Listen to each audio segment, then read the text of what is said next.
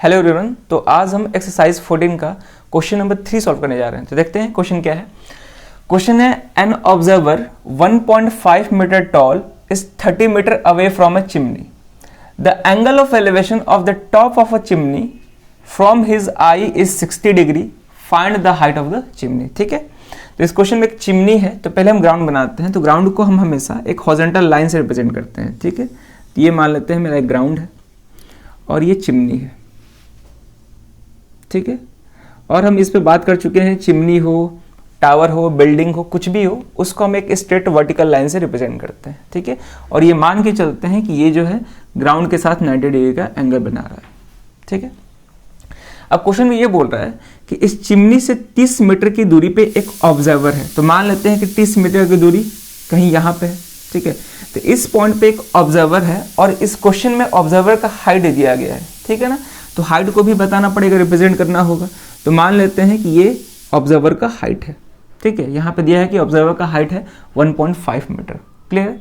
अगर किसी क्वेश्चन में ऑब्जर्वर का हाइट नहीं दिया है या कुछ मतलब ब्रेथ लेंथ कुछ नहीं दिया है, तो उस केस में ऑब्जर्वर को हम एक पॉइंट साइज मान के चलते हैं।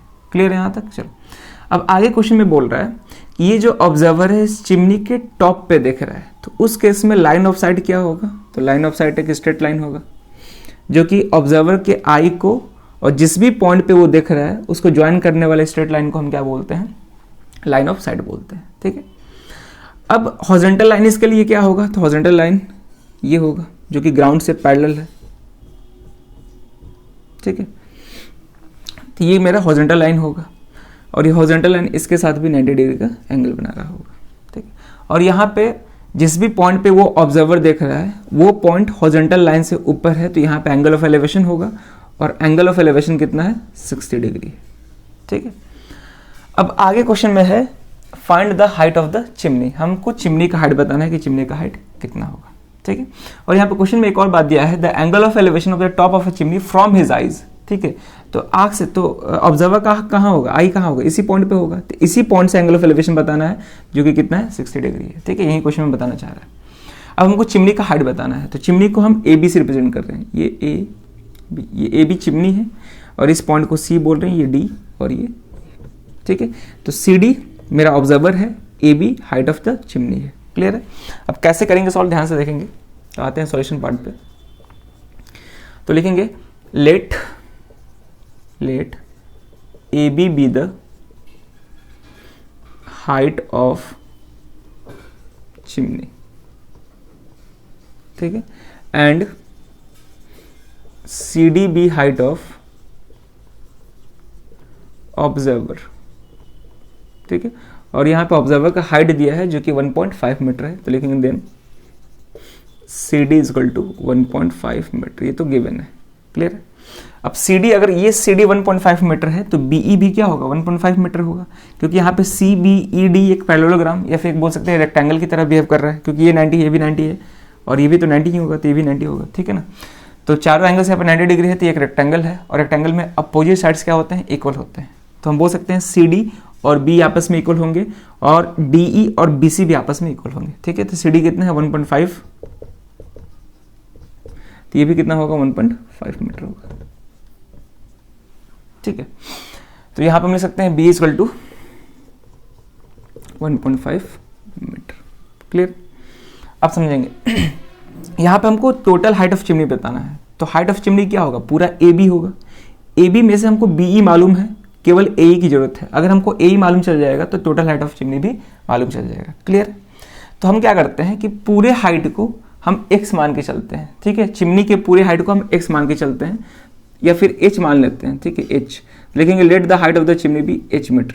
ठीक है, ये पूरा हाइट जो है h है। ठीक है, तो अगर ये पूरा हाइट h है तो इतना दूर का हाइट क्या होगा, तो इतना दूर का हाइट होगा h माइनस 1.5 होगा। ठीक है, अभी मीटर नहीं लिख रहे हैं। ठीक है, तो पूरा हाइट को, चिमनी के पूरे हाइट को h माने थे, इतना दूर का हाइट दिया है 1.5 मीटर, तो इतना दूर का हाइट क्या होगा, h माइनस 1.5। क्लियर है। चलो, यहां पर लिख सकते हैं let A B is equal to h metre. तो यहाँ से हमको ए क्या मिल जाएगा, ए हो जाएगा h माइनस 1.5 मीटर। ठीक है, हमको लास्टली h पता करना है कि h कितना होगा, क्योंकि h he total height of chimney है। तो इस फिगर में हमको एक राइट एंगल ट्राइंगल दिख रहा है, ट्राइंगल AED। इसी राइट एंगल ट्राइंगल में हम ट्रिग्नोमेट्री का कंसेप्ट यूज करके, ठीक है, हम h निकालने का कोशिश करेंगे। ठीक है, और इस क्वेश्चन में एक और दिया गया है कि BC का लेंथ दिया गया है यहाँ पे, क्योंकि दिया गया BC क्या है, BC है distance between chimney and observer, और यहाँ पे दिया गया है कि जो ऑब्जर्वर है चिमनी से 30 मीटर की दूरी पे है। तो ये जो BC होगा ये टोटल कितना होगा, 30 मीटर। ठीक है, तो अगर BC 30 मीटर है तो DE भी क्या होगा, DE भी 30 मीटर होगा। तो लिख सकते हैं यहाँ पे since BC is equal to DE, therefore DE is equal to 30 metre. ठीक है, ये DE भी कितना होगा, 30 मीटर होगा। अब हम इस राइट ट्रायंगल का यूज करके हम एज निकालने की कोशिश करेंगे। अब कैसे करेंगे ध्यान से देखेंगे। तो पहले लिखते हैं इन राइट ट्रायंगल AED, तो लिखेंगे AED। अब यहाँ पे कौन सा टी रेशियोज यूज करना होगा, तो देखेंगे तो हमको बेस मालूम है और परपेंडिकुलर में एच का पता करना है, यानी कि बेस और परपेंडिकुलर का यूज करेंगे। तो tan या cot दोनों में से कोई एक यूज करना होगा। तो यहाँ पे हम tan यूज करते हैं, तो tan 60 degree equal to perpendicular AE है और बेस क्या है, DE है। ठीक है, अब हम इसको सॉल्व करते हैं। तो tan 60 का वैल्यू √3 होता है इज इक्वल टू AE क्या है, h माइनस 1.5 डिवाइड बाई, और DE कितना है, 30। ठीक है, D कितना था, 30। अब हम इसको क्रॉस मल्टीप्लाई करके h निकालने की कोशिश करेंगे। तो यहाँ से क्रॉस मल्टीप्लाई करेंगे तो हो जाएगा 30√3 is equal to h minus 1.5। ठीक है, तो यहाँ से h आ जाएगा 30√3 और ये इधर आएगा तो प्लस हो जाएगा, प्लस 1.5 मीटर। ठीक, तो चाहे तो हम यहाँ भी छोड़ सकते हैं क्वेश्चन को, या फिर अगर हम √3 का वैल्यू 1.732 रखते हैं तो उसको आगे फर्दर रख के सॉल्व कर सकते हैं। ऐसे क्वेश्चन में नहीं दिया गया है कि √3 का वैल्यू ये रखने के लिए, लेकिन अगर खुद से रखते हैं तो देखेंगे आंसर क्या आएगा। तो h इक्वल टू ये 30 इंटू √3, तो √3 का वैल्यू रख रहे हैं 1.732 प्लस 1.5। ठीक है, तो इसको फर्दर सॉल्व करते हैं। तो h इक्वल टू 30 को अगर हम 1.732 से मल्टीप्लाई करते हैं तो ये आएगा 51.96। ठीक है ना, 30 को 1.732 से मल्टीप्लाई करेंगे तो ये होगा 51.96 और इसमें 1.5 ऐड कर देंगे तो कितना आ जाएगा, 53.46 मीटर। ठीक है, 53.43 मीटर आ जाएगा। सही है, ठीक है, इतना आ जाएगा। तो लास्ट में लिख देंगे therefore height of the chimney, therefore height of the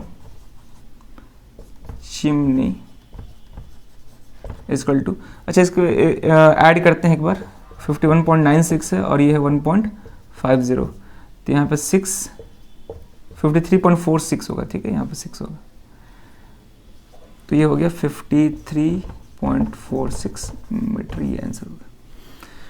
ठीक है, तो ऐसा सॉल्व करना था इस क्वेश्चन को। बढ़िया क्वेश्चन था और ये क्वेश्चन CBSE 2013 कंपार्टमेंटल में भी पूछ चुका है। ठीक है, तो क्वेश्चन को प्रैक्टिस करते रहिएगा हमेशा। मतलब जरूरी नहीं है कि RS अग्रवाल बुक से ही, RD शर्मा भी है, NCERT एग्जाम्पलर भी है, NCERT भी है, तो उससे हमेशा क्वेश्चन को प्रैक्टिस करें। जब तक प्रैक्टिस नहीं करेंगे तब तक ये समझ में नहीं आएगा कि आगे क्या करना है। ठीक है, और हाइट एंड डिस्टेंस के क्वेश्चन में पहला जो काम होता है वो ये होता है कि पहले हम फिगर बनाएं। ठीक है, और जब फिगर हम सही तरीके से बना देते हैं तो उसके बाद एनालाइज करना आसान होता है। और वैसे भी इसमें जो सॉल्यूशन पार्ट होता है, सॉल्यूशन पार्ट में हम टी रेशियोज ही यूज़ करते हैं ज़्यादातर। ठीक है, टी रेशियोज का यूज़ करके हम इस क्वेश्चन को आगे सॉल्व करते हैं। ठीक है, तो चलिए इस वीडियो में एक क्वेश्चन रहेगा। अब मिलते हैं नेक्स्ट वीडियो में नए क्वेश्चन के साथ। Thank you.